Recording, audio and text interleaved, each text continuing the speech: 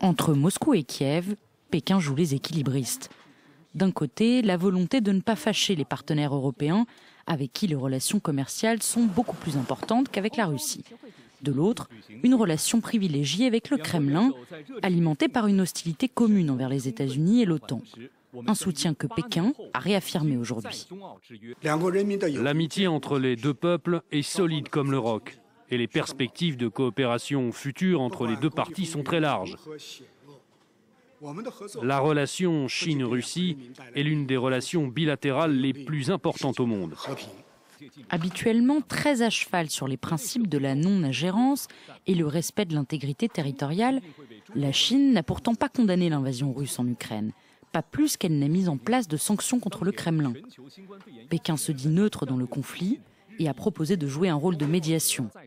C'est évident que la Chine peut jouer un rôle.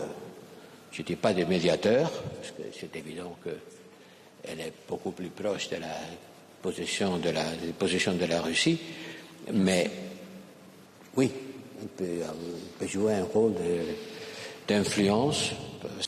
3 semaines avant le début de la guerre, Vladimir Poutine est reçu en grande pompe par Xi Jinping. Lorsque Washington alerte sur les risques d'une invasion imminente, Pékin les accuse de jeter de l'huile sur le feu. Minimisant la menace, les autorités chinoises n'appellent pas immédiatement leurs 6 000 ressortissants à quitter l'Ukraine. Les évacuations débuteront une fois le conflit commencé et un étudiant chinois sera alors blessé par balle.